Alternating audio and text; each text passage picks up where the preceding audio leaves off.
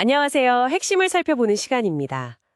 혹시 원인을 알 수 없는 그런 만성 통증이나 아니면 계속되는 스트레스 때문에 좀 힘드신가요? 오늘은 바로 이런 문제들 이면에 숨어 있는 우리 몸의 이야기에 좀 주목해 보려고 합니다. 피터 레빈 박사의 강연 내용을 중심으로 해서 몸이 트라우마를 어떻게 기억하는지, 또 이게 통증 같은 신체 증상과 어떻게 연결되는지 그 흥미로운 고리를 한번 같이 파헤쳐 보죠. 네, 반갑습니다. 피터 레빈 박사 하면 트라우마 치유 분야에서 아주 뭐랄까 독창적인 접근법을 제시한 분이죠. 신체 감각 경험, 영어로는 somatic experiencing이라고 하는데요. 핵심은 그거예요. 트라우마가 단순히 그냥 머릿속 문제, 정신적인 문제가 아니라 우리 몸의 신경계, 특히 자율신경계에 생물학적으로 아주 깊이 새겨진다는 거죠.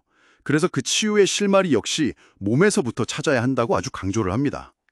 레빈 박사가 트라우마를 설명할 때 그 빙산 비유를 들었던 게 참 인상적이었어요. 우리가 보통 PTSD 증상하면 떠오르는 뭐 악몽이라든지 플래시백 같은 그런 의식적인 기억 있잖아요. 그건 사실 빙산에 깍 보이는 부분일 뿐이고, 진짜 그 거대한 문제는 물 아래에 잠겨 있는 몸의 기억, 그러니까 절차 기억이라는 거죠. 우리가 기억이라고 생각하는 방식 자체를 좀 다시 보게 만들더라고요. 네, 정확히 보셨습니다. 그 문 밑에 몸의 기억이라는 게 마치 자전거 타는 것처럼요. 우리가 의식하지 않아도 몸이 그냥 자동으로 수행하는 그런 반응과 비슷해요. 트라우마를 겪었을 때 굳어진 어떤 방어 자세라든가 근육의 만성적인 긴장, 또 뭐 원인 모른 소화불량이나 무기력감 같은 그런 형태로 나타나는 거거든요. 그러니까 몸이 과거의 그 위협적인 상황에 대한 생존 반응을 계속 붙들고 있는 셈이죠. 데카르트 이후로 오랫동안 우리가 마음하고 몸을 분리해서 생각했었는데 사실은 이게 얼마나 긴밀하게 얽혀 있는지를 딱 보여주는 대목입니다. 아, 그렇군요. 그럼 우리 몸의 이 반응 시스템이라는 게 구체적으로는 어떻게 작동하는 걸까요? 레빈 박사는 자율신경계를 통해 설명했는데 크게 세 가지 상태가 있다고 했죠? 네, 맞습니다. 우리 몸에는 자동으로 작동하는 조절 시스템, 바로 자율신경계가 있는데요. 이걸 크게 세 가지 모드로 나눠볼 수 있어요. 첫째는 위험 앞에서 싸우거나 도망치는 투쟁 도피 반응. 이때는 교감신경계가 활성화되고요. 둘째는 너무 압도적인 위협 앞에서 그냥 얼어붙거나 뭐 기절하듯이 에너지가 확 고갈되는 셧다운 반응. 이건 배측미주신경계가 주로 관여합니다. 그리고 마지막으로 안전하다고 느끼면서 다른 사람들과 편안하게 교류하는 안전 및 사회적 연결 상태. 이건 복층 미주신경계가 담당하죠. 아, 투쟁 도피, 셧다운, 그리고 안전 상태? 네. 보통은 이 세 가지 상태 사이를 상황에 맞게 아주 유연하게 오가야 하는데요. 트라우마는 마치 특정 스위치가 고장난 것처럼 우리를 과도한 긴장 상태, 그러니까 투쟁 도피에 계속 머물게 하거나 아니면 완전 무기력한 셧다운 상태에 고착시키는 경향이 있습니다. 바로 이게 만성적인 통증이나 여러 신체 증상의 뿌리가 될 수 있다는 거죠. 거기서 특히 미주신경의 역할이 아주 결정적이라고 하던데요. 이게 뇌랑 몸의 여러 기관을 연결하는데 놀랍게도 한 80에서 90%는 몸의 상태, 특히 내장기관의 감각을 뇌로 전달하는 역할을 한다면서요. 아, 그래서 충격적인 장면을 보면 속이 막 울렁거리고 그러는 거군요. 네, 바로 그겁니다. 충격적인 경험은 예를 들어 내장 같은 우리 몸의 기관에서 굉장히 불쾌한 감각 신호를 만들어요. 이 신호가 미주신경을 타고 다시 뇌로 가서 불안이나 공포 같은 감정을 더 증폭시키는 그런 악순환이 생길 수 있는 거죠.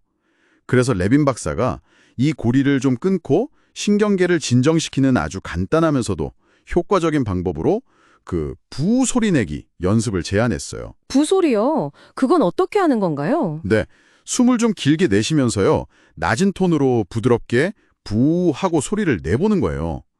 이것만으로도 미주신경을 자극해서 몸을 이완시킬 수 있다는 건데요. 실제로 강연에서 참여자들이 이걸 해보고는 뭐 몸이 따뜻해지는 것 같아요.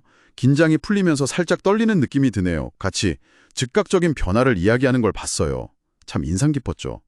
우리 신경계가 이런 소리 진동에 얼마나 민감하게 반응하는지를 보여주는 좋은 예시입니다. 그렇군요.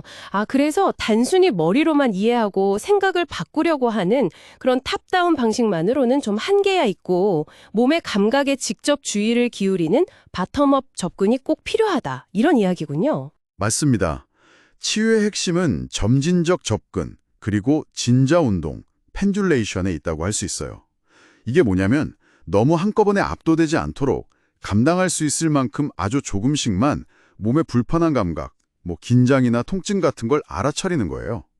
그리고 나서는 편안하거나 아니면 그냥 중립적인 다른 감각으로 주의를 살짝 옮겼다가 다시 돌아오는, 이렇게 왔다 갔다 하는 연습입니다. 마치 꽁꽁 얼어붙었던 몸을 아주 천천히 조심스럽게 녹여내듯이 신경계가 스스로 조절 능력을 되찾도록 돕는 그런 과정이라고 보시면 됩니다. 와, 오늘 피터 레빈 박사의 통찰을 통해서 우리가 겪는 그런 만성적인 몸의 불편함들이 어쩌면 과거의 힘든 경험에 대한 우리 몸의 뭐랄까 지혜로운 반응일 수도 있겠다. 하지만 이제는 좀 불필요해진 반응일 수 있겠다는 그런 새로운 관점을 얻게 된 것 같습니다. 몸은 계속해서 우리에게 뭔가 이야기를 건네고 있었네요. 네, 그렇습니다.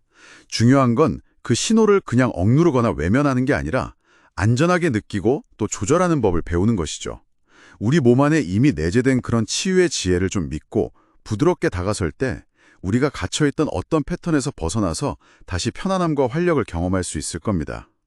마지막으로 여러분께 이 질문을 한번 던져보고 싶습니다. 지금 이 순간 당신의 몸은 어떤 감각을 통해서 당신에게 말을 걸어오고 있나요?